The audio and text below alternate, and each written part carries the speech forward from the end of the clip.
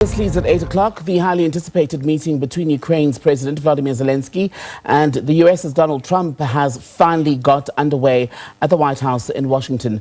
The two men appeared before the media a short time ago and fielded questions about hopes for a ceasefire. Trump saying he's confident that a truce can be reached. In fact, a peace deal is what he would prefer to see take shape.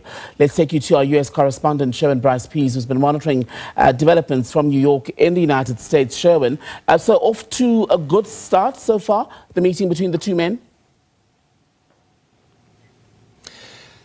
Well, it wasn't a bad start, right? If we are going to base our experience on the February meeting where things devolved very quickly, very respectful, very thankful. President Ukraine thanking President Trump for his invitation to the White House. Of course, the United States has been a key partner in Ukraine's fight against the Russian invasion. He also had a letter from the First Lady of Ukraine that he gave to President Trump for First Lady Melania Trump after she, of course, sent a letter along with her husband to the Anchorage, Alaska meeting last Friday, which was then handed to President Putin, seeking to convince him to end this war. Just a few key areas that I'd like to touch on in terms of that exchange in the Oval Office a short time ago. Tembekile, President Trump saying we're going to work with Ukraine, we're going to work with everybody, and we're going to make sure that if there's peace, that peace is going to stay long term. We're not talking about a 2-year peace and then we end up in this mess again. He was also asked about his reluctance now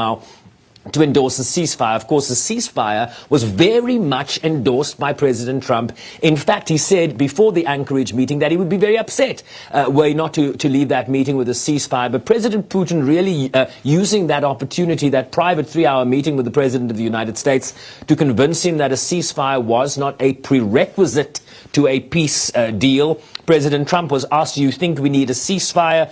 He said he can understand why strategically one country might not want that. I like the concept of a ceasefire because you stop the killing of people, which of course has been a big bane of his existence of late, in terms of wanting to see the high casualty levels be reduced here. Over 1 million casualties, we understand, on both sides of this conflict. Hundreds of thousands of troops on both sides have been killed in this war. So the human cost here has been egregious. And he continues, so we can negotiate a peace deal without a ceasefire. To Zelenskyy, he was asked if he was ready to continue to either send Ukrainian troops to their death or whether he was ready to redraw the maps, right? Which is essentially the big area of contestation here will be the willingness of Ukrainians to cede territory in terms of what the Russians are seeking here in a future peace deal. Zelenskyy didn't directly answer the question. He talked about how we need to stop the war, we need to stop Russia, we need our partners to help stop the war, find a diplomatic way, and he was open to a trilateral meeting. Of course, one of the big takeaways from that earlier exchange is that President Trump has promised to call Russian President Vladimir Putin directly after the meeting with Europeans. They'll go into some lunch discussions now, we understand, and then there'll be an open session, I believe, with the European leaders at around 9 p.m. South African time. And then at the conclusion of that meeting, President Trump vowing, of course, to call his Russian counterpart to update him on the discussions at the White House this afternoon. And on that point, Sherwin, there was also an admission, a concession, if you will, by Donald Trump that he was mistaken, wasn't he, at the beginning of his new term, that this would be a war that's easy to end. In fact, saying it's a tough one, and perhaps giving an insight into the fact that there's very little hope that from this meeting alone, the guns and the bombs will stop. Well, I always say it's the difference between campaigning for president and being president. And so what you say on the campaign trail about, stopping a war that has been so ingrained and entrenched for such a long time. Remember, this didn't only start in 2022. There's a long-standing history here. Crimea was annexed illegally by the Russians in 2014. That is a territory that has not been ceded back to Ukraine. They've made vast territorial gains in eastern Ukraine. We understand about a fifth of the country is under Russian control. Certainly a lot of concern about what Ukraine would have to be agreeing to in the future, but certainly more complicated when you're the president of the United States rather than the Republican nominee. And I think that is evidenced by just how complicated this war was. I don't think anybody believed Donald Trump when he said he could stop this in 24 hours. The Gaza-Israel conflict is also proving very, very very difficult in terms of arresting that situation. He does talk about his efforts to stop wars in places like Armenia and Azerbaijan, between the Rwandans and the DRC. Of course, we are hearing reports that the M23 is still very much active in the DRC. So everything a little bit tenuous, right, when you talk about these new peace deals and whether they will last a lifetime. And certainly the goal here is, in the absence of a ceasefire, which is what the Secretary General of the United Nations would like to see first, in the absence of that, President Trump very confident that they can get to some sort of long-term peace arrangement dependent on security guarantees from the Europeans, which is called the first line of defense. They will then provide some sort of backstop to that. Does Ukraine then give some territory? Will they have to go to a referendum for that?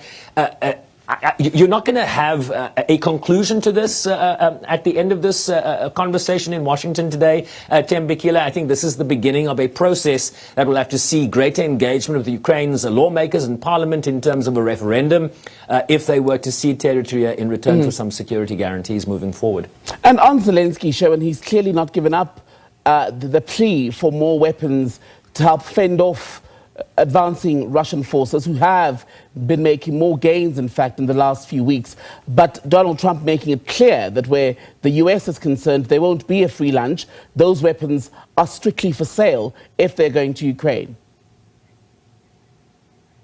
Yeah, and many of the NATO countries, the European Union leaders have created a framework in which they would purchase American weaponry to support the Ukrainians in this fight. Look, the Europeans are very much invested in this fight. They are Ukraine's neighbors, and they feel that any deal here would have to very much speak not only to Ukraine's future security, but also Europe's security. Remember, Europe is made up of very tiny countries, a collection of countries that are have very close borders and are very much, serving as safe places for the millions of refugees that fled Ukraine at the beginning of this conflict. So very much invested here. They've also put hundreds of billions of dollars into humanitarian relief in Ukraine, but also to support Ukraine in its war of self-defense. And remember, there are international frameworks here. There are things called the UN Charter. You have judgments from the International Court of Justice that also seek to frame where this process ends up. And so it's not just about whether Ukraine will be ceding territory and whether the Russians, will agree to security guarantees. What are the broader takeaways for the international community and the international legal framework that really oversees how nations interact, right, in a responsible way? And so the precedents that any future agreement here might have implications for other conflicts that are happening around the world, no less the Israeli-Palestinian conflict that is, of course, decades long, and where territory is very much at the center of resolving that dispute. SABC US Correspondent Sherwin Bryce-Pease live for us in New York. For now, Sherwin, thank you.